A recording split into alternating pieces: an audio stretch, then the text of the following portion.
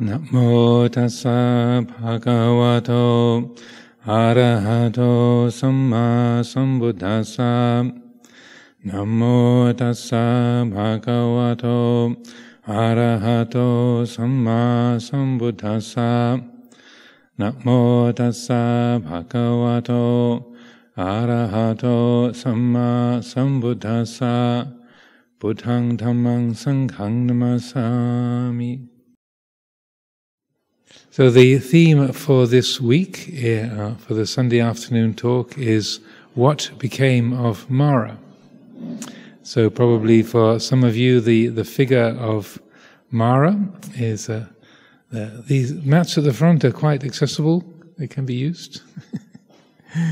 The figure of Māra is probably quite well known to some of you who are acquainted with the Buddhist scriptures, Buddhist mythology. Some of you possibly not, but Māra is the embodiment of everything that is unskillful, unwholesome in Buddhist mythology, and in the stories of the Buddha's life and in the Buddhist mythology, Māra regularly appears and has dialogues with the Buddha or Buddha's disciples, and is often trying to trick or persuade or threaten, challenge, delude the Buddha and the Buddha's disciples. So the question, what became of Māra? Again, as I often point out, I don't think up the titles for these talks, but they're suggested by lots of Sangha members. So I saw this one on the list, and I thought, this should be quite interesting to explore. So people might wonder, well, Māra was this sort of the figure of the tempter, rather like you have in the Bible, the figure of Lucifer or Satan, the one who was sort of tempting Jesus in the desert or tempting Adam and Eve in the garden. And so a very, very similar mythological role that Māra has in Buddhist scriptures. And so, the question, what became of Māra after the parinibbana, after the end of the Buddha's life in the world? What happened to Māra? So that'll be that kind of area I'll explore during today, and we'll have lots of time for questions and discussion in the second part of the afternoon.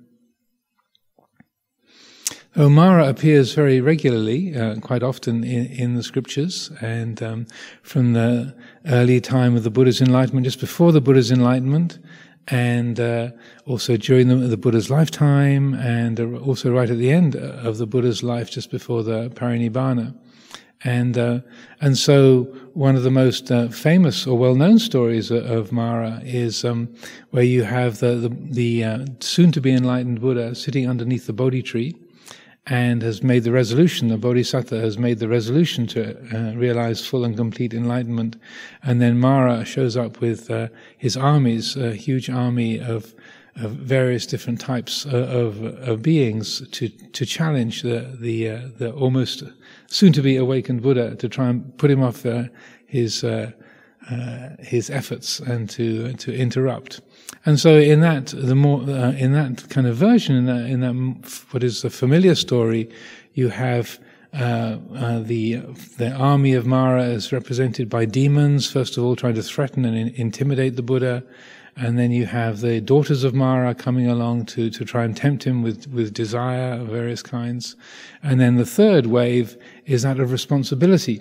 In some of the stories you get the image of the Buddha's father, King Suddhodana, appearing and begging him to come back to the kingdom of Kapilavatthu, saying, the kingdom is falling apart, your half-brother Nanda, he's a nice lad, but he's not like you, he's not as good a leader as you, and these are the familiar stories whereby you have the sort of army of demons that are physically threatening, and then the forces of attraction and the forces of responsibility.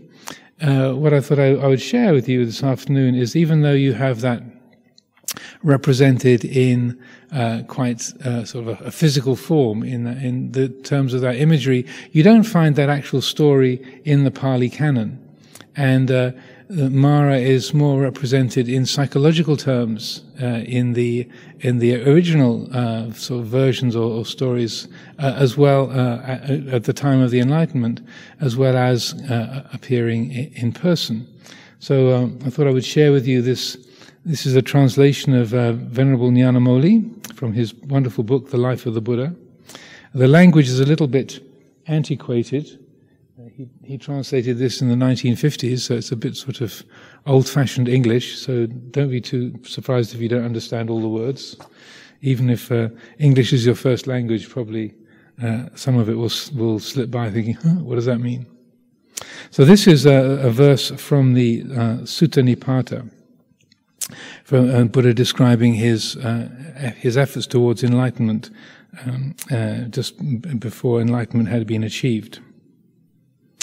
As I strove to subdue myself beside the broad Niranjara, the river, absorbed unflinchingly to gain the true surcease of bondage here, Namuchi, that's Māra, Namuchi came and spoke to me with words all garbed in pity thus, "Oh, you are thin and you are pale, and you are in death's presence too.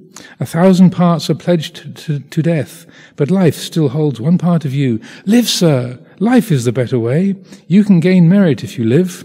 Come, live the holy life, and pour libations on the holy fires, and thus a world of merit gain. What can you do by struggling now? The path of struggling too is rough and difficult and hard to bear." Now Māra, as he spoke these lines, drew near until he stood close by. The Blessed One replied to him as he stood thus, "O evil one, O cousin of the negligent, you have come here for your own ends. Now, merit I need not at all. Let Māra talk of merit then to those that stand in need of it. For I have faith and energy, and I have understanding too. So while I thus subdue myself, why do you speak to me of life? There is this wind that blows can dry even the rivers running streams. So, while I thus subdue myself, why should it not dry up my blood? And as the blood dries up, then bile and phlegm run dry. The wasting flesh becalms the mind. I shall have more of mindfulness, of understanding.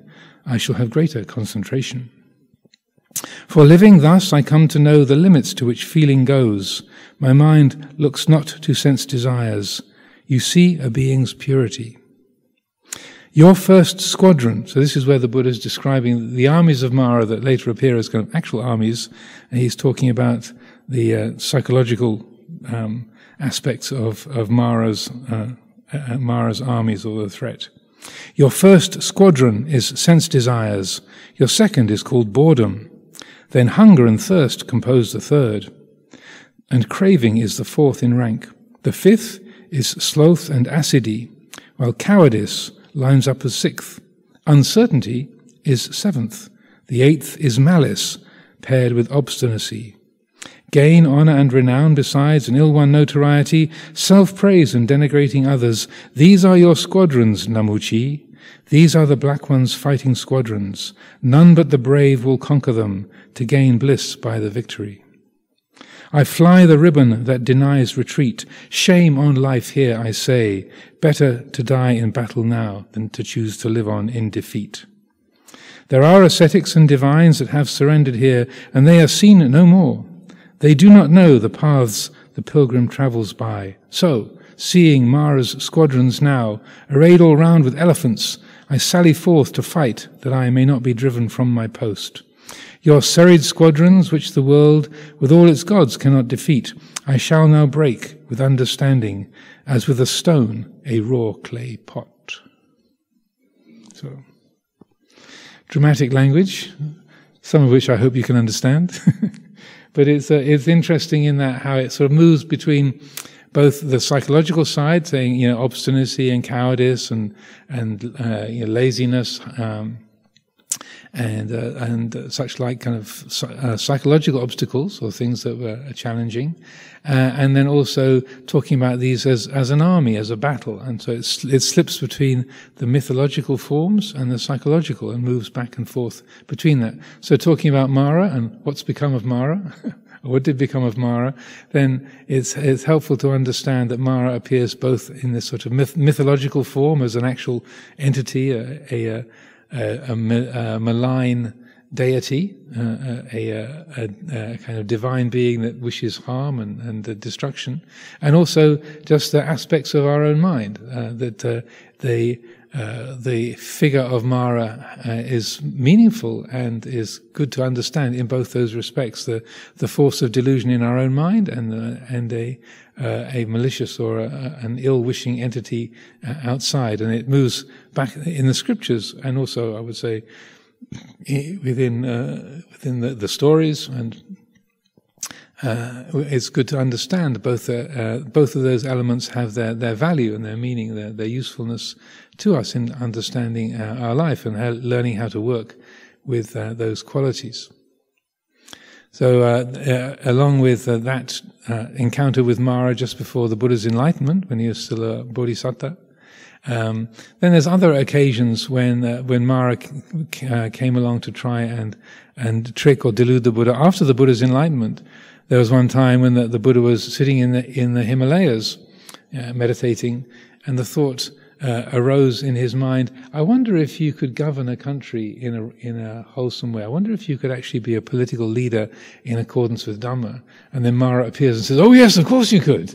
Someone with your gifts, your talents, it's absolutely possible to govern righteously. And the Buddha says, I know you, Māra. It's if you're in a role of political leadership, it's impossible to govern in a completely wholesome way, which is interesting in terms of a commentary on the political arena. He said, because as a political leader, you have to be running armies, you have to imprison people, you have to punish people that have caused harm. So there's always compromises and things that you're going to have to do as a political leader, so that if you've chosen that role, it's very, very difficult to live in that role, to take that role in society in a completely wholesome way. It's interesting food for thought. And then also, similarly, when he was up in the Himalayas, the thought arises in his mind, I have the power, the psychic power. I could turn the whole Himalayan mountain range into solid gold if I wanted to. I could do that. And Māra says, yes, indeed you could. Yeah, that was a great idea. So, yes, you do have the power to turn the whole of the Himalayan mountain range into solid gold. And once again, the Buddha says, yeah, I know you, Māra. I could do that, but even twice that amount would not be enough for one person's greed. So, yeah, just as in the Bible, you have Jesus saying, get thee behind me, Satan, retro me satanang. The Buddha says, I know you, Māra. So it's interesting that when the Buddha meets Māra, and it's both this entity coming along and speaking to him and saying, you could do this, but it's also a way of recognizing that these thoughts can arise even in the mind of a fully enlightened being, that those thoughts of perhaps I could do this, or I could turn this whole mountain range into solid gold. So it's both, in my understanding, in my reading of it, it's both a way in which, yes, you can think of it as an entity coming along and trying to tempt or test, but you can also think of it as a thought arising in the mind of doubt or of desire or of a possibility of personal advancement and such like. But immediately the Buddha never fights against Māra, but meets Māra with understanding. I know you, Māra. I know what this is. I know where this is coming from. Another occasion during the hot season, during the middle of the day, then the Buddha lay down to take a rest, and Māra came along and said, look at you, you're supposed to be a fully enlightened being. What are you doing lying down to sleep in the middle of the day? You're lazy, you call yourself a monk, you're kind of negligent and worthless, And the Buddha said, it's the hot season, and it's quite appropriate during this time when the weather is like this to mindfully lie down. I set in my mind the time for waking up. I put my head down. I go to sleep mindfully. I wake up mindfully. This is blameless. So again, you get Māra coming along to sort of test the Buddha, or say, you're a slob. You're not really doing this right. You're how lazy. How incompetent. You're supposed to be a great enlightened master, and that representing the possibility of a doubt or a question arising in the mind, and then that certainty, that clear awareness, saying, no, it's the hot season. The weather is oppressive, and the body is inclined to take a rest. This is out of kindness to the body and working with the conditions as we experience them. It's quite appropriate. Lie down mindfully, let the system go to sleep and wake up refreshed and carry on. It's completely blameless. Also, another instance where, not with the Buddha, but with Mahamoggallana, if you want, and the story of this is in Sutta number 50 in the middle-length discourses. It's called the Rebuke to Māra. And it starts off with Mahamoggallana, the Buddha's second disciple. His two chief disciples were Sariputta and Moggallana. And so Venerable Mahamoggallana feels this weird sensation in his stomach. He thought, something weird going on in my guts. What's happening here? And so he had great psychic power. So rather than having some kind of stomach upset, then when he investigates what's going on in his body using his psychic power, he realizes, it's not something I've eaten, it's Māra in my stomach. Māra has invaded my system, and he's trying to cause discomfort and trouble for me. And then, so then Moggallana sends this psychic message to Māra saying, Māra, I know that's you. Stop causing me trouble. Get out and go away. And then Māra thinks, he can't know I'm here. I've got such powers. I'm completely screened. He can't know it's me. It's impossible. He can't know that there's no way he could know it's me. And then Moggallana then says something like, you're thinking I can't know it's you, but I do. I recognize you. I know you, Māra. And then he goes into this very interesting story where he says, do you know how I know it's you? How I recognize you? So, in the, many years ago, eons ago, in the time of the Buddha Kakusanda, there was a Māra called Dusi. And Dusi, the Māra called Dusi, was trying to cause trouble in the Sangha.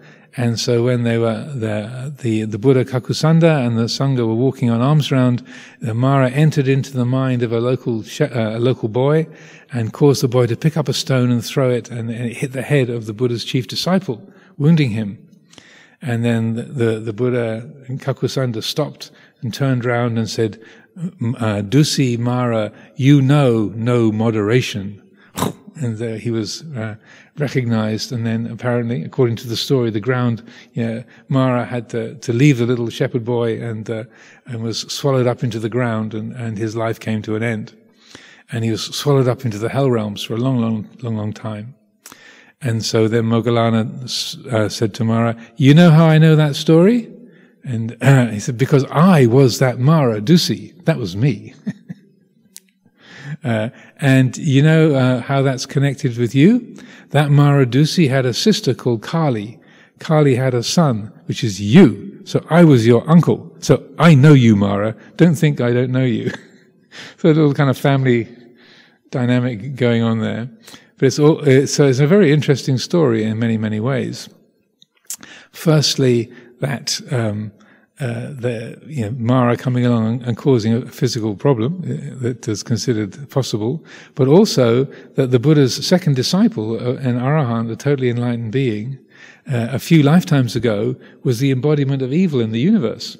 So it's a very different picture than you have in sort of Judeo-Christian mythology, whereby Lucifer, or Satan, is the kind of embodiment of evil forever and ever. And as you find, if you read Paradise Lost, John Milton's Paradise Lost, actually Satan in that story comes across as quite a tragic figure, because he's been cast down into the hell realms to be the lord of the hell realms forever. And then there's this very poignant, this kind of sad dialogue where they're talking with Lucifer. he says, salvation is impossible for me. There's nothing that can be done to rescue me. So all good he says these words, at least according to John Milton, all good is lost to me, therefore let evil be my good. So I can't do anything good, so I'll just be evil as well as I can. So the Buddhist mythology that you have is very, very different. So that where you can have Māra, a being can be in the role of Māra for a lifetime, but then through various circumstances and effort and diligence, they can pull themselves out of that kind of dark and dangerous, destructive place, and a few lifetimes later end up as a great arahant and one of the chief disciples of the Buddha. So that's a very different mythological picture, that we are all savable. So when people come to me and say, "Oh, Ajahn, I've made so many mistakes. My life is such a disaster. I've done so many wrong things. I'm unredeemable. I can never kind of get out of this pit I've dug for myself. I've got such problems." This is often the story I tell them. Say, well, the being who was the embodiment of evil and unskillfulness in the universe, a few lifetimes later, he became a great arahant and one of the Buddha's most noble and wonderful disciples. So, so what does that say about all beings being redeemable? All beings have an opportunity. All beings being, never a lost cause. So I would say that's, in terms of reflecting on this mythology of Māra and some of these stories, that's a very helpful message that comes across. So also in Buddhist mythology, in terms of what became of Māra, Māra is not just a single entity like you have in the sort of Judeo-Christian mythology of like one Lucifer or one Satan figure who's there forever. It's more like a role or a position. Like there are many Buddhas, like Vipassi Buddha, Sikhi Buddha, Vesabhu Buddha, Konagamana Kassapa, Kakusanda, and Gautama Buddha. So different beings are born as Buddhas in the world. So different beings are born as Māra in the world. And so it's like more like I hesitate to say office, a role that is occupied by various different beings at different times. So at least in terms of a Māra as an entity, so of mythological form, so that is one aspect. It's not just one being or what became of Māra, but rather what is the Māric activity? How is that continuing on after the Buddha's lifetime? But also, more importantly, the word Māra means death. Amaravati means the deathless realm. My name, Amaro, means deathless. So Māra is death, Amara is deathless. So this is a familiar theme to me because it's my name in my monastery. So Amaravati is the deathless realm. So there are all kinds of death, along with physical death, then the various kinds of psychological death. So one of the other interesting aspects of what became, looking at the question of what became of Māra, is how that aspect of death and things ending, how that manifests in our life, and that how we can work with that.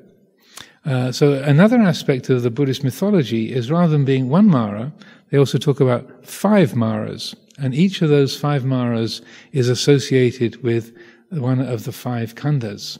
So the 5 khandhas are rupa, physical form, material form, like the physical body. So that's the Māra of physical form. That's called Machu Māra. Machu means the killer or the deadly one. So that's about physical death. So that's the first kind of Māra. Machu Māra is associated with rupa khandha, the physical body. The second one is kilesa Māra. Kilesa means defilements. That's associated with feeling, with Vedana, feeling and then craving. Kilesa Māra is the second type. And then the third one is Khandha Māra, and that's associated with identification with the body and the personality. And so that's that the sense of I am this body, I am this personality, this is who and what I am. Just that what we call self-view, the Māra of this is what I am. I'm a person, I'm a woman, I'm a man, this is how old I am, this is my name, this is my story, taking all of that to be true and real and solid. So what we would call self-view in Buddhist psychology. So that's associated with perception, sanya. The fourth one, which is associated with the sankhara kanda, the mental formations, is called abhisankhara Māra, and that's to do with thinking and views and opinions. The Māra of believing your opinions to be absolutely true and right. So that each of these Māras are the way the mind gets deluded or attached or identified with these different areas. And then the fifth one, which is very interesting, is kind of like Lucifer, who was the brightest of archangels, who then got a bit overambitious and got thrown down from the heavens in Judeo-Christian mythology to be the devil figure. Is called Devaputa Māra, and that's associated with consciousness or vijnana kanda. So Devaputa Māra, Deva is angels or the devas. Puta means the sun. So Devaputa Māra, again in Buddhist cosmology, Devaputa Māra is the ruler of the highest of the sensory heavens. So again, this is a bit of a lecture on Buddhist cosmology. So there's 7 sensory heavens. So this is the Manusaloka, the human realm that we're a part of. So the first heavenly realm above this is called the Bhuma Devas, the earth spirits. Then you have the Tavatimsa Devas, the Chatu Maharajika Devas, the Devas of the heaven of the 4 protective deities, the 4 great kings. Then you have the heaven of the 33, Tavatimsa heaven, the 33 gods where Saka or Indra is the ruler. Then above that heaven you have the Yama Devas, then above that the Tusita Devas, then which means the heaven of the contented. Then the next one, the 6th one is the Nimanarati Devas, the Devas who delight in creation. And then the Paranimita Vasavati Devas is the 7th one, which is the Devas who delight in the creations of others, the Paranimita Vasavati Devas. So, not to blind you with too many cosmological terms, but so that's literally the 7th heaven, and Devaputa Māra is the ruler of that 7th heaven. So he's the brightest of devas, the kind of the king of the devas of that 7th heaven. So the brightest of and the ruler of the sensory realms. Above that is all the Brahma realms, the high deities. It's called the Brahma Loka.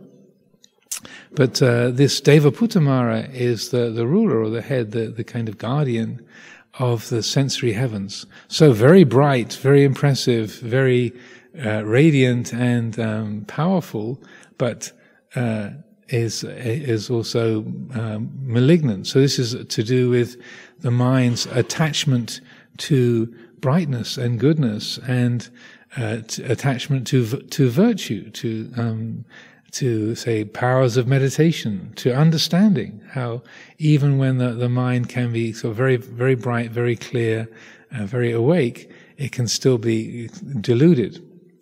A particularly interesting and helpful set of teachings that relate to this is from the Northern Buddhist tradition, is in what's called the Shurangama Sutra. It's mainly found in the Chinese tradition. The last chapter of the Shurangama Sutra is called the 50 Skunder demon states, and it outlines 10 different problems that arise with each of these 5. Each of the 5 khandas. So it's kind of like the influence of these different Māras, the Machu Māra, Kilesa Māra, Kanda Māra, Abhisankhara Māra, and Devaputa Māra, how they operate in relationship to the body and feelings, perceptions, mental formations, consciousness. So if you're interested, if you find in the library or through other resources, if you look up the 50 Skunder demon states, you find that quite thorough descriptions of what happens when the mind gets deluded by these in these various different areas. So, for example, talking about the last 10 of that, it's the kind of delusions that a very advanced spiritual being might come under. So that someone who's some being who has already reached the level of a once returner or even a non-returner, a Sakadagami or an Anagami, a very, very high level of insight, very, very high level of understanding, they can still be conceited. They can still have that sense of, I understand, I know, I am the one who is the spiritual leader here. I am a great example, and it describes in those 50 Skunder demon states, it can be that someone who's reached that level of a non-returner, they can be really pleased with the number of people that show up for their Dhamma talks. They can be really, dependent or relishing gestures of respect and devotion. They say, yes, I really deserve this. Yes, please, I allow you to adore me. Yes, I am fully worthy of respect, and you're making a lot of merit by respecting me and believing in those kind of conceited thoughts. I'm kind of inflating it a little bit, but I feel it's very helpful to understand how these Māras are operating, even when there's a lot of spiritual refinement or many, many wholesome qualities, that the kind of the influence of these delusionary forces can still operate.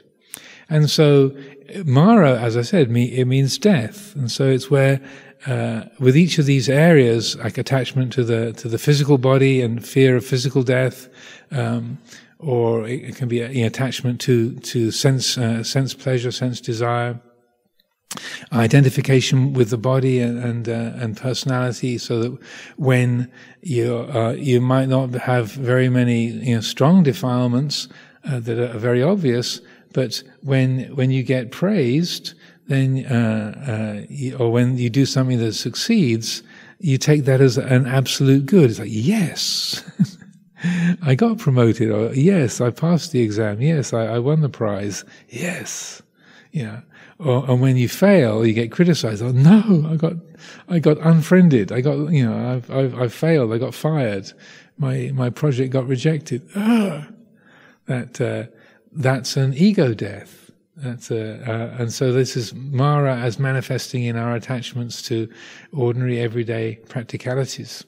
In terms of one particular passage I found very helpful in terms of Kilesa Māra, that's the Māra associated with defilements, is so that's the second one of the 5.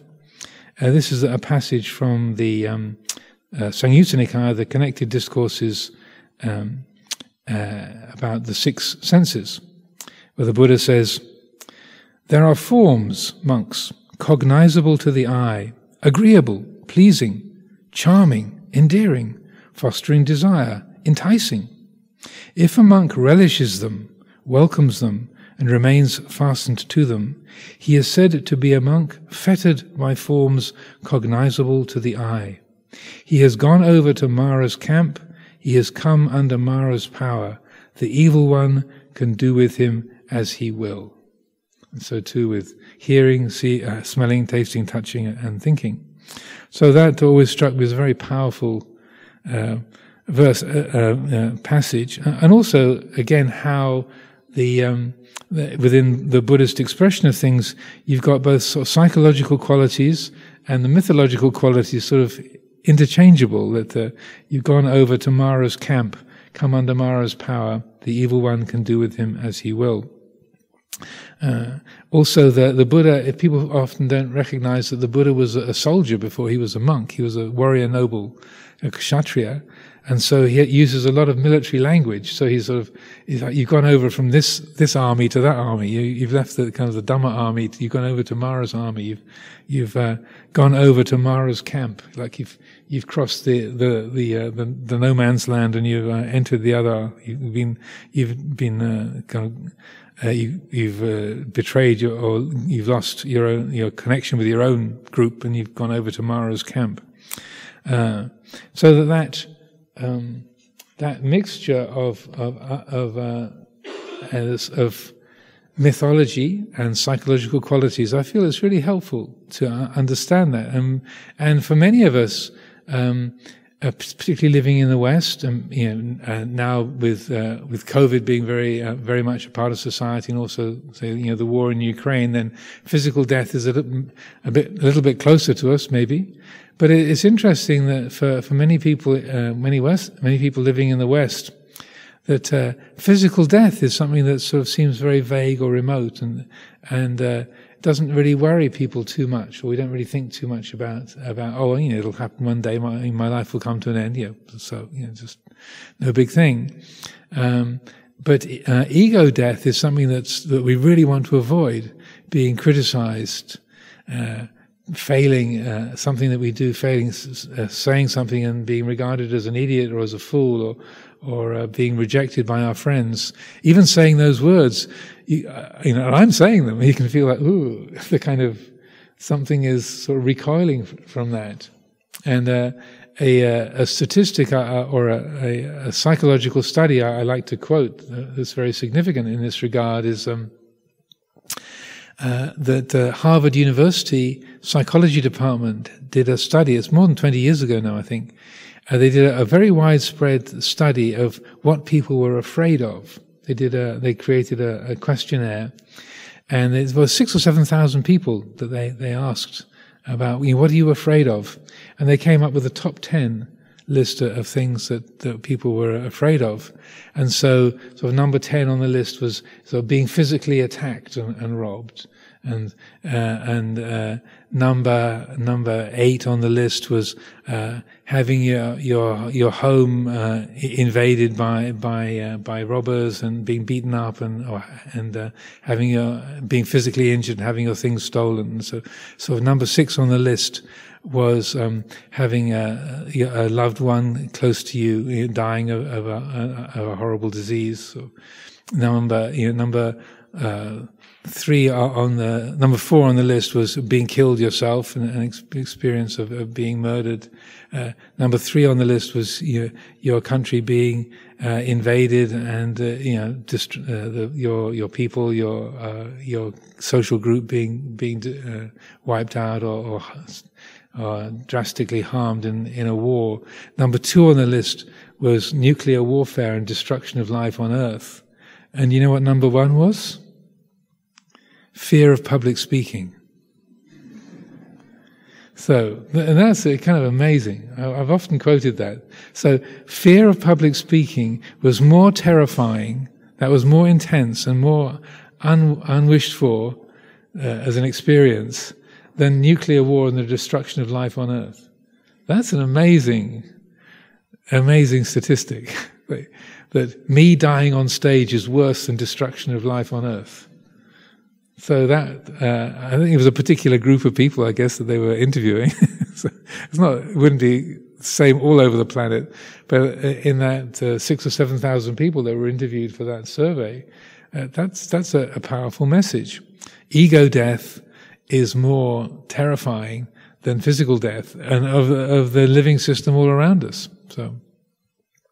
So when we talk about Māra and the presence of Māra, then it's these ego deaths and being rejected, failing at things, losing, being fired from a job, failing an exam, a friendship breaking up, a marriage breaking up. These are things that are in a way much more tangible and painful and unwanted than the sort of threat through our life, which can seem far more remote and vague. So with all these aspects and contemplating sort of Māra, what became of Māra, and I would say that these many and various Māras are still very much alive and active within our minds, within the world. I've never met a demonic or kind of a physical Māra that I'm aware of. But I've met plenty of psychological Māras, very regularly. So I've never encountered or had a dialogue with a being like the Buddha did and the various other of the Buddha's disciples. But certainly those influences of attachment to the body, attachment to the personality, attachment to my opinions, or my wanting to always be right, or attaching to bright states of mind, the kind of Devabhuta Māra of the attachment to profound states of consciousness. And I'm very happy to admit that I've had these experiences whereby at the end of a long, long retreat, thinking, well, that's all sorted. I can't see how I could ever have any problems ever again. This is great. So downhill from here on. This is good. Right. Very nice. Very good. Like, little did I realize. It was indeed downhill from there on, but not in the way, not in terms of an easy run, but in terms of my attitudes and conduct and so on and so forth. That attaching to a bright state of mind and thinking it meant some kind of total purity and liberation was a big, big mistake. So that in terms of the fifth one, the Devabhuta Māra, it's like, yeah, that's definitely an experience we can have, and when people are on a meditation retreat or have the mind going very, very quiet, very still, very bright, then as it says, again going back to the 50 Skunder demon states, there's a repetitive phrase that the Buddha uses with each of those sort of 50 states. He says, if they know it's a state, then it's a good state. If they don't realize it's a state, then they are bound to fall. Over and over. If you think, oh, here's a state of mind, this is something that's arisen, this is just an event, this isn't what I am, this is just a particular, if you know it's a state, then it's usable, it's workable. If you think it's really who and what you are, then it's going to be painful. You're bound to fall. So then, what do we do? What you find is that Māra, that death, is always associated with some kind of I-making and mind-making, some kind of ego structures, either very obvious, like I am this person, I am a woman, I'm a man, I am non-binary, I am this entity, this is my name, this is my age, this is my nationality, this is my profession, these are my successes, these are my failures. That the I-ams are the cause of, that's what is in a way the fuel of Māra. That's wherever there's an I am, there's going to be death. It's inevitable, to quote Thanos in the Marvel Cinematic Universe. Thanos, the kind of archdemon, very sort of suitably demonic. And Thanos literally means death in Greek. So, or Thanatos. Thanos, the name in the Marvel universe, comes from the Greek Thanatos, death. Death, and his punchline, Thanos' punchline is, I am inevitable. Because he's snapping his fingers and destroying half the life in the universe, according to the story, I believe. So, if there's an I am, if there's that conceit of ego-centered attitude, then some kind of Māra event is going to Māra-based event is going to happen. There's going to be some kind of psychological death. But if the mind focuses on that I-making and mind-making, the ahankara, mamankara, and we use particularly insight meditation, vipassana meditation, to counteract those habits of attachment and creating a sense of self, then that's how Māra is evaded. Death is evaded. There's a description of advice that the Buddha gave to a young monk who was his attendant, called Meghiya. Meghiya was a very keen young monk, and he was the Buddha's attendant for a while. When I think before Ananda became the Buddha's permanent attendant. So the Buddha had this young monk Meghiya as his helper, his attendant, for a while. And they went off to this remote forest and were in retreat for some time. And Meghiya said, "Venerable Sir, I'm really intent on enlightenment. I want to do everything I can to realize full and complete enlightenment. So I'd really like to go off by myself during the day and there's a really nice mango grove by the river, and I want to sit there, and I'm determined to end all greed, hatred, and delusion." And the Buddha said, "Wait, Meghiya, this isn't the right time. It's best if you just stay close by. And I don't think you're ready for that kind of solitude and that intensity." And he said, No, I really am. I really want to do this. And as they usually do in these stories, they go back and forth 3 times. And after Meghiya has asked to go off by himself for the 3rd time, then the Buddha says, "Well, the Tathagata has been pressed 3 times. He has to agree. So off you go." So then Meghiya went off by himself to this mango grove by the river, and then lo and behold, he had a really difficult time. His mind is all over the place, just completely caught up with all sorts of greed, hatred, and delusion, and unskillful thoughts and feelings, emotions. And so it goes back to the Buddha at the end of the day and said, "You were right." That I thought I was ready for making the breakthrough and realizing enlightenment, but I was really not ready. So I should have followed your advice. And then the Buddha gives Meghiya a succession of pieces of advice, guidance in meditation. I won't go into all the detail here, but at the end of it, the last piece of advice that he gives to Meghiya, after encouraging him in loving kindness and contemplating the unattractiveness of the body and concentration on the breath for developing calmness, he says to develop the perception of impermanence. Because when one develops a perception of impermanence, the anicca sanya, then one sees through the conceit of identity. One lets go of what's called asmimana, the conceit of identity. And when the heart is free of the I am, free of that conceit of identity, that is nibbana here and now. So that is a very beautiful, clear, simple expression of the development of insight. If we learn to see, everything is uncertain, everything is impermanent, everything is necessarily in a state of change. The world around us, the people around us, this body, this mind, these feelings, these thoughts, if they're recognized as being impermanent, uncertain, unstable, then how can they be a permanent and stable me, a permanent and stable I?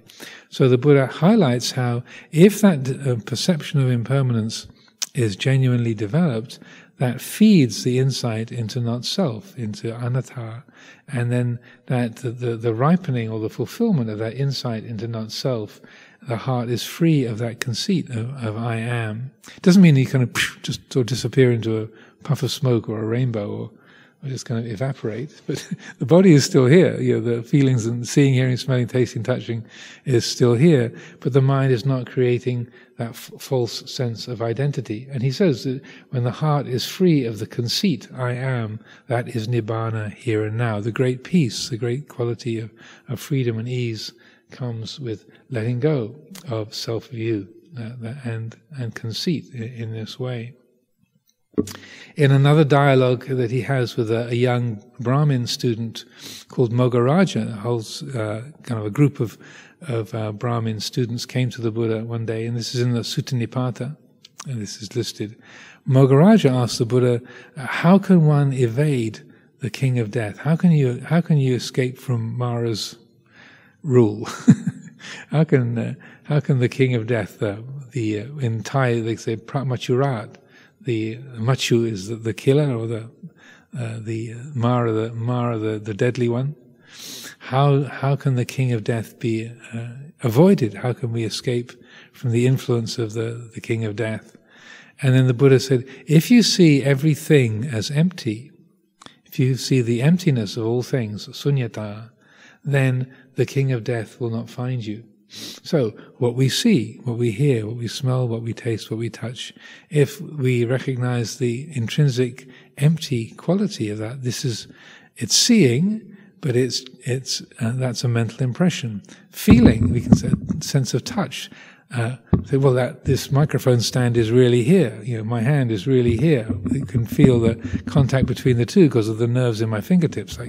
But that seeing the shape of this, the feeling in my fingertips, these are all mental events, right? I only know about this because I can see. There's a visual object, there's a tactile object. That feeling consciousness, seeing consciousness, the sound of my voice, hearing consciousness. These are mental events. The mind puts together its impression of the world moment by moment. So what we are all experiencing all of the time, even though we say, well, I'm a real person, I've got a body, I'm in this building which really exists. This building was built to last for 1,000 years. It's really here. So, yes, but in this moment, all we know about this body, this building, this world is a pattern of experience arising and passing in the mind. That's what we know. So that none of us really know the world. What we know is our mind's representation of the world. And interestingly enough, the sutta where the Buddha describes that is the one immediately after that, there are forms cognizable by the eye sutta. That one's 115 in that group of suttas, and the one where he describes the world as being empty, and as the mind only knows what is the sort of representation of the world. That's sutta number 116. So they're both side by side. So when we are able to recognize the empty nature of experience, then that sense of I am loses its solidity, loses its kind of false substantiality. There's a spaciousness, that there's an ease. And so, as the Buddha puts it in that explanation to Mogaraja, when if you see the world as empty, then the king of death can't find you. There's no say attachment, no identification. The mind doesn't tie itself to the things that are beginning and ending. It knows arising and passing away of feeling and sound and shape and color and sensation and the perceptions of our life, our body and our mind arising and passing, but it's not identified with those. It knows the world, but it's not attached to the world. It's not identified with the world. So that there's a great peace, a great ease. Another instance where Māra comes into the picture is after the bhikkhu Vakali had passed away, and the Buddha had gone. Vakali had been very, very ill, and the Buddha had gone to see him in his kuti, sort of on his deathbed, and after the Buddha had been to visit Vakali, then he passed away shortly after. And then the news was brought to the Buddha, your Bhikkhu Vakali has passed away, and they go back to his kuti and find his body there, has passed away in the kuti. And then the Buddha says, and this is one of the very few instances where the Buddha talks in this way, he says, monks, do you see that haze, that kind of smoky haze, that somber shadow that's moving around on the hillside? It's a place called Isigili at the Black Rock at Isigili, where Vakali had his hut, had his kuti. Did you see that smoky haze, that somber shadow kind of moving around the hillside? So that's Māra looking for Vakali. He can't find him. Vakali realized arahantship before he passed away. So Māra's looking for the consciousness of Vakali, but he can't, because the mind of Vakali is not established anywhere. So Māra's trying to find Vakali, but can't find Vakali, like being not found. When you're searching in your computer, file not found. It's like Māra looking at, well, this Vakali, he was one of mine. I had him under my power. Vakali has disappeared. Being not found in the Māra database. So that is a possibility for all of us to and not just in terms of avoiding the kind of demonic presence, but also moment by moment. If we are cultivating that perception of uncertainty, of impermanence, and developing the recognition, seeing things in terms of not self, what we see, what we hear, what we feel, what we smell, what we taste, what we touch, our opinions, our emotions, all of these things that we take so much to be who and what we are. If there's that cultivation of the perception of impermanence, the perception of emptiness, sunyata, anicca, anatta, not self, impermanence, uncertainty, emptiness. Then this is how the great freedom of the heart is realizable. As long as there's an I am, then Thanos is, Māra is there. When the I am is seen as transparent, as empty, as just a convenient fiction, then there's like Māra, like the smoky haze, the somber shadow kind of shifting around. Where's she gone? She was here a moment ago. I had that being in my sights. Where have they gone? I've lost that file. They've disappeared. And so then that is subjectively, that's an experience of great ease, great freedom, and that's the potential I would say that we all have, that Māra can be evaded, and that Machurat doesn't have to find us. So I offer these thoughts for consideration this afternoon. Hello. Good afternoon, Ajahn. Thank you for the talk today. A couple of things came to mind. First one, would there perhaps be an argument that Māra was the Buddha's third teacher, and that he would not have found enlightenment without Māra and his assaults? That's the first thought. And the second, he always says, "I see you, Māra," and you also mentioned how even the mind of an awakened being, thoughts can pass which are like delusion. And it made me wonder about how that relates to the first point in the Eightfold Path of right view and the mind's utility or lack thereof in taking someone to the enlightenment point. Those are my thoughts. Thank you. Well, to take those one by one, you could say that Māra was, I would say, rather than being a teacher of the Buddha, more a source of say motivation, and contributed to the process of the Buddha's enlightenment.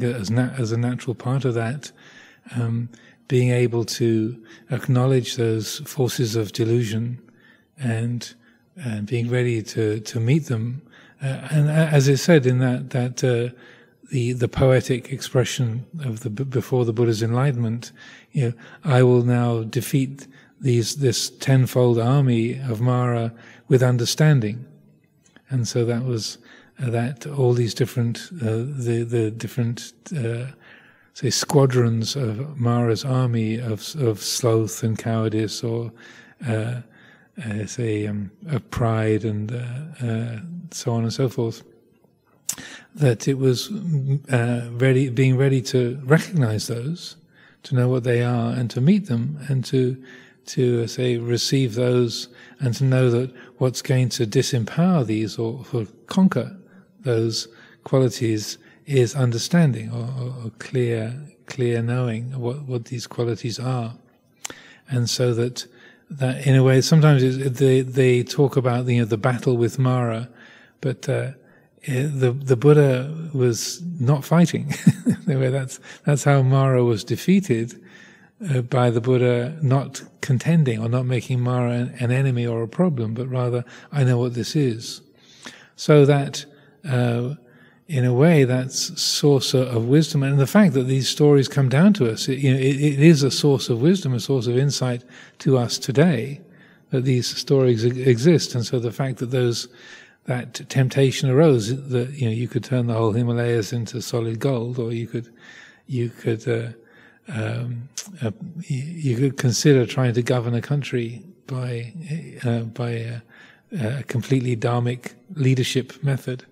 And that it's that those stories themselves are instructive to us today, as if they were that encounter in the Buddha's lifetime. Yes, he knew that, and he could recount to his disciples, his students, this happened, and this is how I replied, and then that it was insightful for him, and it's insightful for the people that follow along after. So I think just insofar as everything can teach us, and Ajahn Chah would also emphasize that, our illnesses can teach us, the weather can teach us, the neighbor in the next door kuti down the street can teach us. Everything will teach us if we let it. So in that respect, I'd say, Māra was a teacher, but it's more, I would say, that the presence of that delusionary element contributed to the development of the Buddha's wisdom. It was part of that development of wisdom and say skill in working with the world as in an ongoing way. It was a part of that. And then also what you were saying about right view, if I understood what you were asking there, that's that sama ditti, right view, or view which is in accord with reality. That's recognizing things for what they are, free of conceit, free of self-view, so that the mind that recognizes here is a perception, here is a pattern of experience. It isn't a person, it doesn't belong to a person. It's this way in this moment, that establishing right view in what we have in sort of mythologically displayed as the Buddha seeing meeting Māra and saying, I know you, Māra. That's really a way of mythologically representing the development of insight of our own mind, the Buddha mind, the awake aspect of our own mind, our own heart, saying, I know, this is a feeling of disliking. This is the mind believing in an opinion. And then I know what this is. I know you, Māra. It's like, but I'm right. Yeah, it shouldn't be this way. And then just that sense of, I know what this is. This is a very convincing opinion. Then that's the I know you, Māra, as sort of displayed in the stories of the Buddha or the Buddha's disciples, like the bhikkhuni Vajira, when Māra came to try and throw her off track and persuade her to leave the monastic life. Or with Moggallana, Māra sort of getting into his stomach and giving him indigestion. that awakening of understanding or wisdom, that sense of knowing, I know what this is.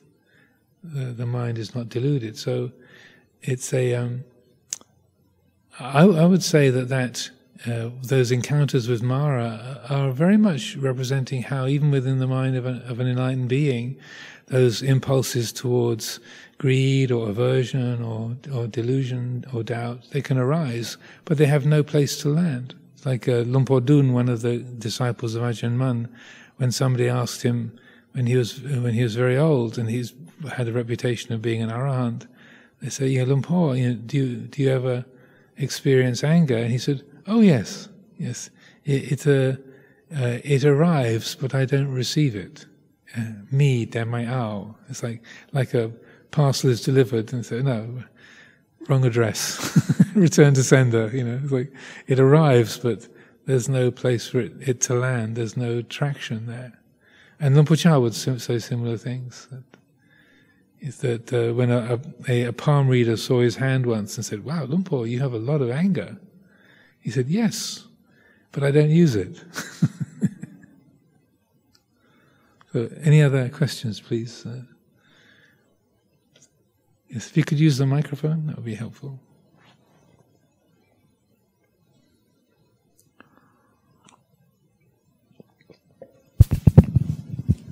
Thank you very much for that interesting talk, Ajahn. I just want to clarify a thing. On the same theme, you mentioned that even the enlightened ones get desires and doubt. You mentioned about that. My understanding is, I may be wrong, before the enlightenment of Buddha, Māra sent his 3 daughters, Tanna, raga, rati, those three, to distract Buddha's thought. So my understanding is, when you are enlightened, you have conquered the 5 hindrances, pancha nivarna, kamachanda, and the last one is vichikicha, the doubt. So how can these things occur in the enlightened mind again? Well, it's a common point of discussion, that some people feel that someone who's enlightened, a being who's enlightened, those kind of thoughts or feelings can't arise. But and it might seem heretical, but I feel that this mythology of Māra, and then Māra coming along with these ideas, you could turn this whole mountain range into solid gold, or Māra appearing as a massive dragon when the Buddha was doing walking meditation, and Māra appeared as this huge kind of naga snake with giant spinning eyes and fangs trying to arouse fear. So that I would say that but how immediately, every single time, the response is, "I know you, Māra." So that, to me, that's a way of representing that, these experiences arise even in the mind of an enlightened being, but there's no place for them to land. There's nothing there for them to get any traction on, and so I know that. Particularly in the commentarial literature, they will say, "Oh no, a Buddha could never have a thought of selfishness or doubt, or an arahant can't experience fear or desire or aversion." But I feel that the mythology of Māra and the encounters of Māra with the various arahants or people sort of on the path, it's representing in a mythological form that can, in terms of a being here and a being there, those psychological states. And it might be heretical to say that, but to me it makes perfect sense. And then you have the comments of people like Ajahn Chah or Lumpur Cha, Lumpur Dun, who quite comfortably talk about that and say, "Oh yes, there's the anger can be there, but it doesn't have. There's no substance to it. There's nothing for it to land on. The mind knows it immediately, and it's impossible for it to be acted upon." So that kind of point of view, I know it goes again. Also in Northern Buddhism, that the idea that the Buddha or any enlightened being could possibly have any kind of unskillful thought or emotion ever arising, it's like no, it couldn't possibly, it can't arise. To me, I feel if you go back to the original suttas, and particularly if you look at this mythology of the encounters with Māra, it's like, I think it's saying that, because you got a body, you got a mind, you got the kind of karmic history of a life, those things might arise because of past causes, but there's no place for them to land. There's no being there to receive it, or no kind of solidity is given to that. So the mind immediately knows, I know you, Māra. And that's how the Buddha coolly and easily responds every single time. I know you, Māra. It's not intimidated, it's not defensive, it's not thrown off balance. It's just those things arise, like the Māra coming to say, "What are you doing lying down to have a rest in the middle of the day, you lazy monk? You're supposed to be an enlightened master. What kind of an example are you?" And I can easily, and again, this might be projection or it might be considered heretical, but I feel, that thought could arise. Because if when before your enlightenment or while you're in spiritual training, you might say, "I'm not going to lie down in the middle of the day. That's what lazy monks do. I'm going to always be awake. I shouldn't do that. That's a weakness. That's a laziness." And so then if you've thought that thought 100 times or 500 times, then even after enlightenment, there's a bit of momentum behind that. Okay, it's the hot season, the whole system is really drained, it feels intuitively like taking a nap would be a sensible thing to refresh the system. That then that thought arising, lying down in the middle of the day, that's what lazy monks do. And that just say, well, no, that's not the whole story. This is totally blameless and appropriate. So that I feel is a way of representing in the scriptures either whether it sort of actually happened with another being coming along and sort of embodying or expressing those words, or whether it's just a thought arising in the mind. I think it's same really. It's effectively the same thing, and that immediate and clear, cool response of I know you, Māra, I know what this is. Or Rinpoche is saying yes, but I don't use it with respect to anger. That there's a karmic tendency, but there's no thing there to make it substantial. So I would say that probably goes against some of the commentarial take on things, but also some of the commentaries are really, I feel they don't represent the actuality of the teaching or how things really are in a very accurate way. They can be, so that sometimes you get arahants represented as like being unable to make choices or look after themselves at all. Like they say, if a layperson becomes an arahant, they have to ordain within 7 days or they'll starve to death. Like, you don't become an idiot with enlightenment. Like, it's not like you can't look after your own body, or you don't sort of do you don't become a complete zombie. Like, I can't, but sometimes it comes across that way. I mean, really, I'm joking, but not joking. So some of these texts I've read, you think, it's like an arahant is like a completely sort of unplugged human being. Like, you have to be sort of moved around and looked after because you can't choose or act or decide. Like, there's no sort of will is impossible. It's like, that's not right. Something just doesn't resonate as being true. But so I feel that kind of imagery you have of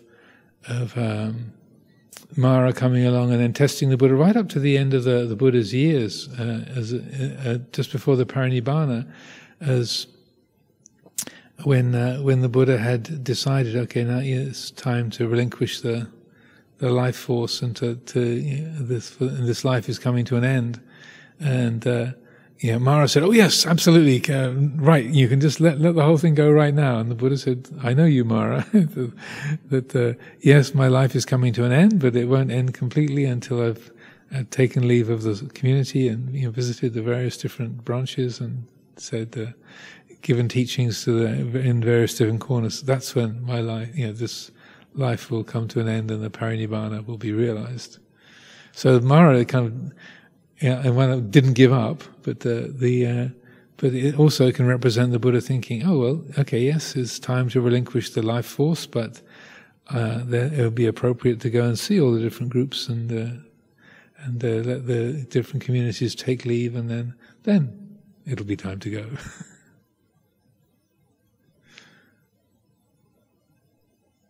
Yes, we can.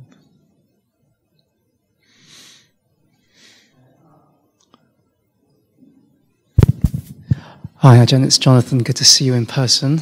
So my sort of couple of questions. So if Māra is a mythical being or some sort of force, what is his or her or its intention? So what was Māra's intention and what Māra was saying to Buddha about politics, desire, etc.? Well, it's a good question. So Māra is intent, well, the sense of rulership over the sense world, and that feeling that all living beings are my subjects, and like, what's the intention of any political leader? Usually to stay in power, to exercise power, and to keep as many beings within their power as possible, to exercise as much control and to have as much wealth and capacity as possible. And it's not necessarily thought through in terms of, well, why is this a good thing? Why does it have to be me? Usually it's for most, I would say many political leaders, or in whether it's a monarchy or a democracy or a dictatorship or whatever, that people in those kind of roles, they like to exercise power, they're used to being in power, they used to have that sense of control. So in some ways, Māra is the embodiment of ego. And that and that sense of I want control, I'm in charge here, this is my life, I do what I want, I am in command here. And that, so it's a kind of embodiment of egotism. It's like the I, as a sort of, and it's in a way that embodiment of self-centered attitudes, and that the name means death. So that ego, the more there's an attachment to I and me and mine, the more that you are creating the causes for death and the fear of death, and that, or fear of ending and losing power. So that I would say it's but part of that egotism or self-centered thinking is delusional. It's like that I am the special one, I am in charge here, I'm the one, and that to a degree I can't allow that wisdom that says that can't be the whole story. Or that, it might feel like that. There's a certain amount of power and capacity, but this, you're not really the ruler of anything or anyone. And there's a basic delusion, but because of it's just like when the mind is lost in an egotistical state. I'm not making judgments about anyone, but whenever any of us are sort of like, but I want that, but I think this is mine. You can't do that to me. What about me? In that moment of like, what about me? That's mine. That seems like an absolute reality, but it's a reactive and somewhat deluded state. If there's a perspective that, well, conventionally speaking, this is mine, but it isn't really, because no thing can possibly be owned, then you can't really think, but that's mine, in the same way. So that the Māra archetype, I would say, is intrinsically delusional. And so you have this sort of counterpoint between Māra and the Buddha as a sort of the desire mind, or the self-centered mind, and the wisdom mind, that they are in a kind of counterpoint with each other. And so when we are practicing meditation, then that dialogue is a lot of what we're experiencing. It's like, ow, my leg is hurting. If only I didn't have this pain in my leg, then I could really concentrate. Right? And that's sort of Māra speaking. If only I got rid of this and I didn't have to deal with this, everything would be great. And then the Buddha is the mind that says, this is aversion to pain, this is restlessness, this is impatience. This is the feeling of pain. Is it bearable? My mind is saying, if only this wasn't here, then the world would be perfect. But what's really wrong with the world right now? This is a feeling of discomfort. But it's just that. It's only just started, so no permanent damage is likely within the next 30 seconds. So just know this as a feeling. Know it as it is. So that dialogue between the Buddha and Māra is a mythological form. It's demonstrating those the dialogue between the reactive habits of liking, disliking, fearing, hoping, resenting, longing, opinionating, and the wisdom mind that says, oh, this is just longing, this is just regretting, this is just opinionating. Oh, and that I know you, Māra, is that the arising of insight. And so it's played out in a mythological form in these dialogues, and as sort of these dialogues between the Buddha as an entity and Māra as an entity, or the Buddha's disciples, but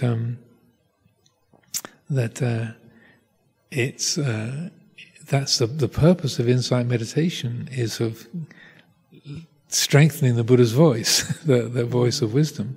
But often you get in the scriptures descriptions of how Māra has entered into some being and they've got lost in some kind of conceited view or some sort of inflated view, or they've taken hold of an opinion or a position, or they believe that they are somebody special, or that this is something really good and true, and that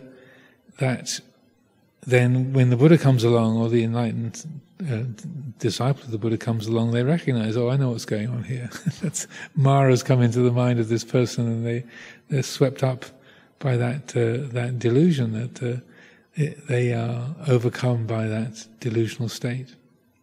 So it's like any kind of mythology, like Greek mythology or Norse mythology, that their roles, and why, say, in Greek theatre, you had a lot of these sort of great stories, histories, and tragedies. It's played out, and we tell those stories over and over again, because they are, and that's why people like Freud and Jung and so forth spent so much time focusing on mythology. Freud and Carl Jung. Got it. Carl Jung, and that they focused a lot on mythology because these are representing aspects of the human mind, and that that they so that they're represented in sort of Greek or Roman mythology or Egyptian or Norse mythology in these mythological forms as Freya and Odin, or as Ares and Aphrodite and Artemis and so on. That they're deified, they're made into entities, but they're, in a way, they're the dynamic that happens between them, like Ares and Aphrodite, the god of war and the goddess of love, they were partners. So that there's a symbol right there.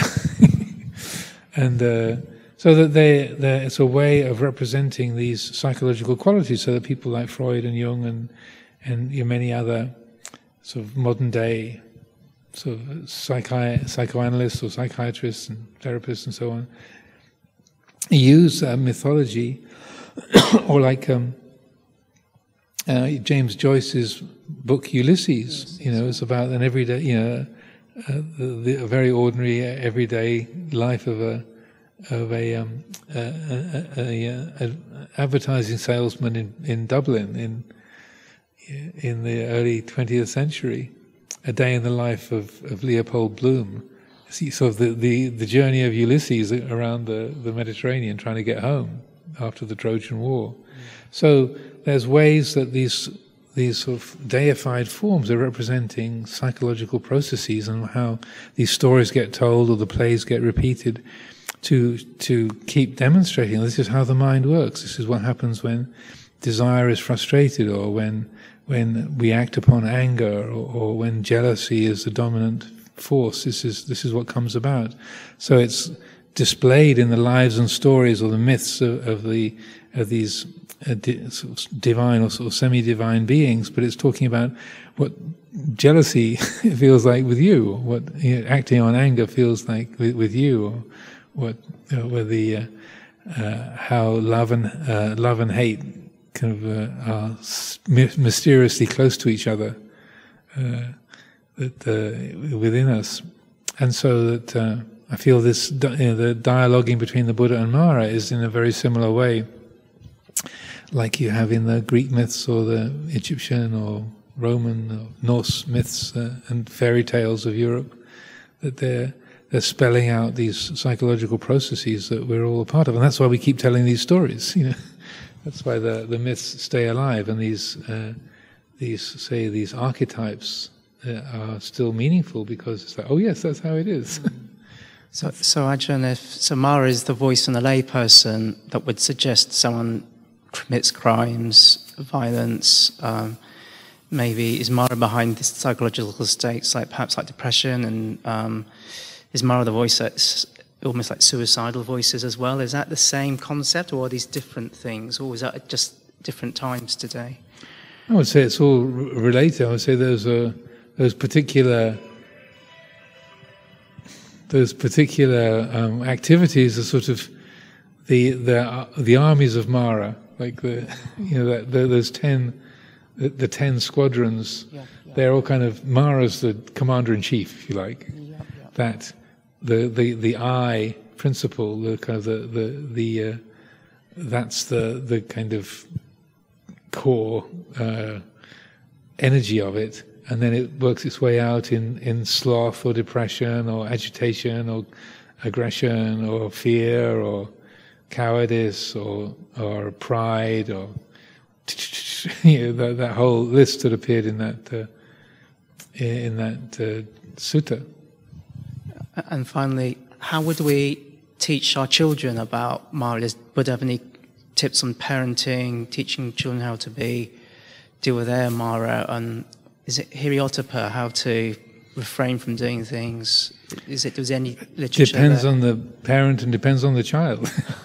I think just but the basic format of not being, not contending against what is bad and wrong, or seen as bad and wrong or unwholesome, not making that the enemy or a problem, but that whole, what you have in this dynamic displayed over and over and over again is that the Buddha's not afraid of Māra, he's not intimidated by Māra, he's not limited by what Māra does, but rather as soon as there's the encounter, there's the I know you Māra, and that's how Māra's sort of disempowered. There's one really interesting little passage where it's called the stanzas of disappointment, where and it's describing how during after the Buddha left the household life, then Māra was kind of trying to give him a bad time throughout his life as a wandering yogi, and then up to the enlightenment.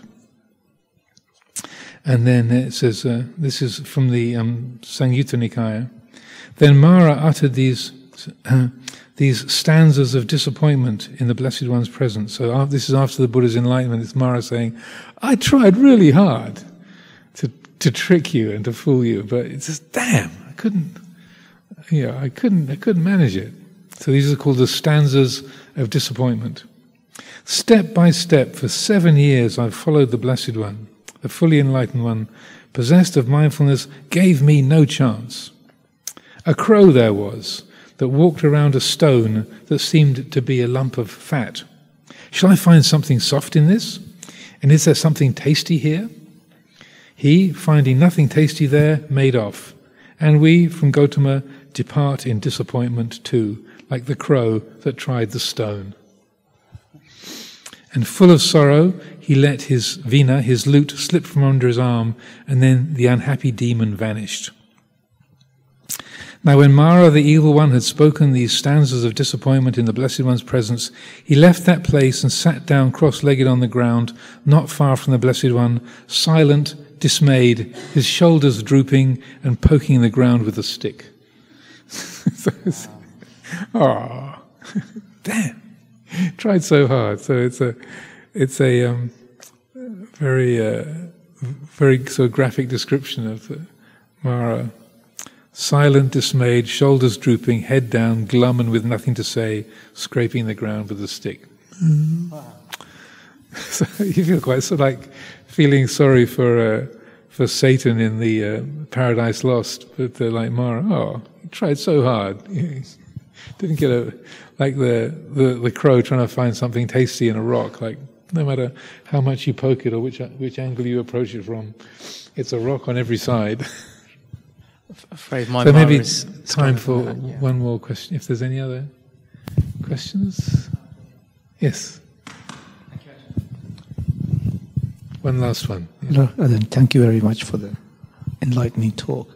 I'm wondering if we can consider a love and sense of duty as Māra as well, and selfishness coming against it. The reason why I say it is that there's only a limited amount of hours in the day, and I know I have a limited amount of years in my life. But lots of things in a lay life come to me, I have to spend time with my relatives, my friends, my vihara, my job.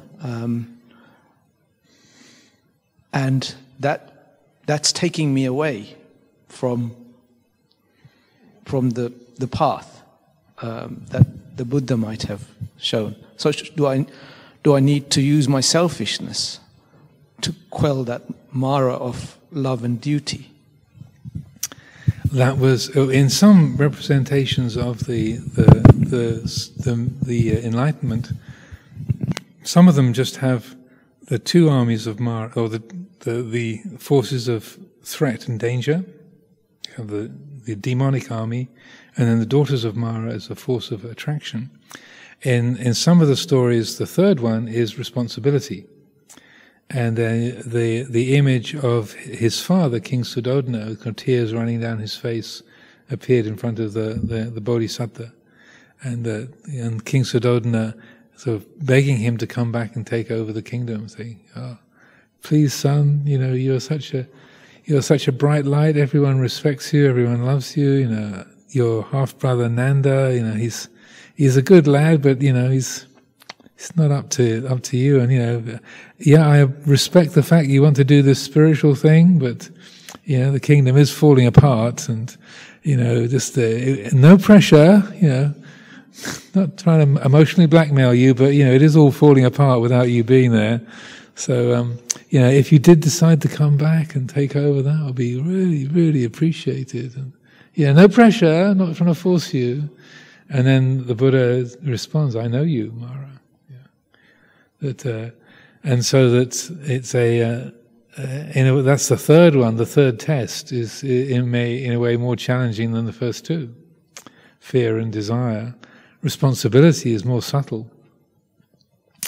And that sense of, yes, there's the family, yes, there's the kingdom, but yes, there is the potential of Buddhahood, and that the amount of benefit that will come to the world by this one being realizing full and complete enlightenment far outweighs the benefit that can be gathered from going back to Kapilavatthu and taking over the Sakya kingdom, being a good ruler for the Sakyan people in that Himalayan kingdom. And so that is a judgment we all have to make. I mean, I'm not going to make your decisions for you, but we have to decide those things for ourselves. But I would say that's a really helpful part of the story. That his father's tear-stained face coming before him and saying, "Yeah, please, son, it's all falling apart. You really could help." You say, "Yes, I understand that you feel that way, and yes, that is a priority for you, but yes, that's not the whole story." And really sort of reaching into one's deepest intuition and say that sense of the Buddha recognizing, I'm not doing this in order to disappoint you. I'm not relishing the fact that the kingdom might be diminished because I'm not taking over as a ruler, but the reason I'm doing this is not defined in those terms. The reason I'm doing this is because this is the way to fulfill the potential that there is as this living being, and to realize Buddhahood is of immeasurably greater benefit to immeasurably greater number of beings than being a skillful ruler for this one little kingdom in the Himalayan foothills. So that's a challenge that we all face. When I was just very, very newly in the monastery in Thailand, I'd only been there for 3 or 4 weeks, and I remember I was sweeping up the leaves on the pathway in front of my kuti, and I was filled with faith, like this is exactly what I left England to find. This is absolutely ideal. This is really clear. This is what I want to do. And when I left England, I just finished a university degree. My parents knew I was eccentric. It's a bit of they gave me a big paddock to sort of roam in as a teenager. They cut me a lot of slack. They knew I was eccentric and a bit of a wild character, but they did not expect religion, let alone Buddhism or Buddhist monastic life. It was more they they would expect me to get arrested, or bring back a wife and a few children from different parts of the world. But they weren't expecting that, and so I was sweeping the path in front of my kuti and thinking, my parents, how am I going to tell them?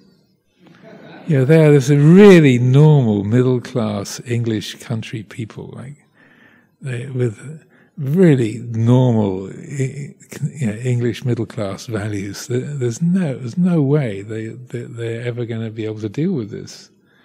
And so then, and this thought crossed my mind that maybe I should just give this all up, go back and get a job in London and marry a nice girl and have curly-haired children have good table manners and a nice, speak proper English, and run around the garden, have roses around the door, and it was just, that was a kind of train of thought, just because that would that they could be happy about that, but having me come back as a shaven-headed Buddhist monk in a brown robe was not something they would be able to deal with.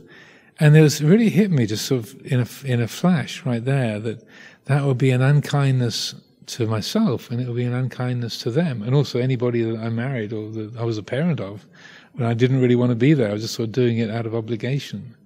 And it was strange, because it was all like sort of there in a single picture, like how just fulfilling somebody else's expectations, my heart's not in it. What would that be like for them? And also that, even if you do have well-behaved, curly-haired little children, then they go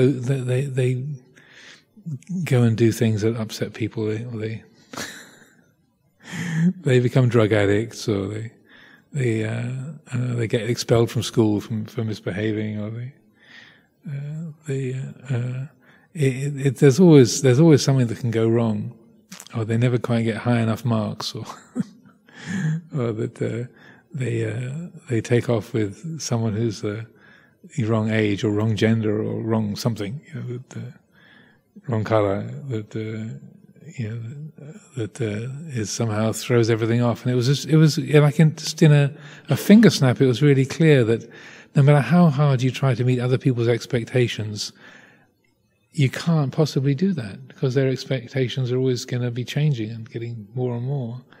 And it will be an unkindness for them, and also an unkindness for myself. And so it just hit me like, no, just do what you feel is the right thing to do, and sooner or later if you're really true to yourself, then they'll come to understand it. It might take a long time, but if you're really true to yourself and you're sincere with that, then that will speak for itself in time. It took about 15 years after I ended up coming back from Thailand. It was about 15 years before they realized, okay. Both my sisters were about 40 and not married, both career women. I was a Buddhist monk. There were no grandchildren in sight. Everyone had gone off in weird directions. So, okay, none of our ideas have taken shape as we expected, so okay, just drop all expectations and just, okay, they're happy what they're doing. She's a diplomat, she's a nurse, he's a monk. Okay. No grandchildren, no marriages in sight. Here we are. And then, so it's sort of, but it took about 15 years of just gentle pressure, expectation. Thank you, Bhante. So we'll leave it there for today. Thank you for your attention, your good questions.